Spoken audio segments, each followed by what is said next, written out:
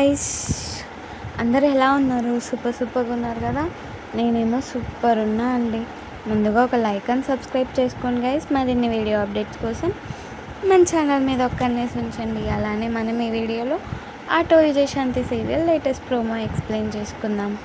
చిరంజీవి అలానే విజయశాంతి వాళ్ళ పుట్టింటి నుంచి బయటకు వచ్చింటారు కదా.